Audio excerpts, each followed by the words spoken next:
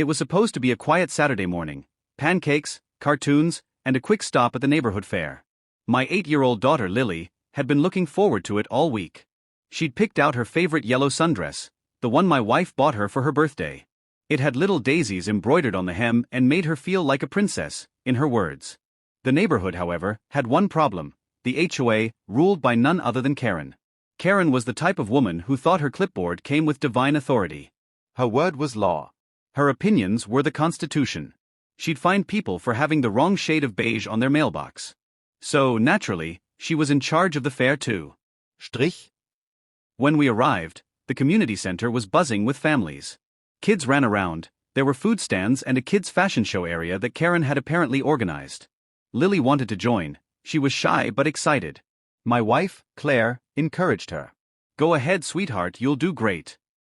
We signed her up, and everything seemed fine, until Karen noticed Lily's dress. Karen's smile immediately twisted. "Excuse me," she said, blocking my daughter with her clipboard. "That dress isn't on the approved color list." I frowned. Approved color list? For a kids' show? Karen sniffed. "This event represents the HOA's image. Only pastel or neutral colors are permitted. That bright yellow is distracting." Lily's smile faltered. Claire stepped forward, calm but firm. "She's 8. It's a local event, not a Fashion Week audition. She's wearing what makes her happy." Karen rolled her eyes. "If she walks that stage, I'll have to disqualify her. We maintain standards here." I could see my daughter shrinking behind Claire. That's when I lost my patience. "You're not disqualifying anyone. This isn't your runway." Karen turned sharply toward Lily and muttered, "Rules are rules," before grabbing the hem of her dress and ripping off one of the flower patches. Lily screamed. Claire froze for half a second, then I saw the switch flip in her eyes. "You see, my wife isn't just a patient, loving mom.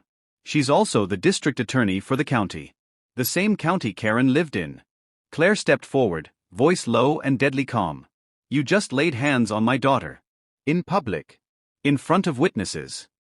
Karen blinked. "Oh, don't be dramatic. I was just fixing the issue."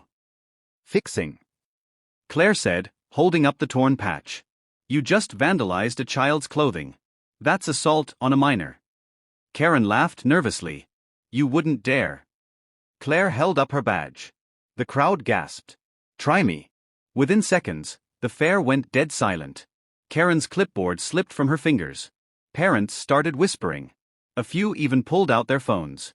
I took off my jacket and wrapped it around Lily, who was still crying quietly. Claire called one of her assistants at the DA's office to document the incident. Karen's face went pale. Wait. We can handle this privately," she stammered. "You don't need to make it official." Claire's tone was ice. "You put your hands on a child. You made it official." By the time the police arrived, Karen had gone from smug to sobbing. She tried to claim it was a misunderstanding, but with half a dozen parents recording, there was no escape. The officers escorted her out while her husband stood frozen by the lemonade stand, avoiding everyone's eyes.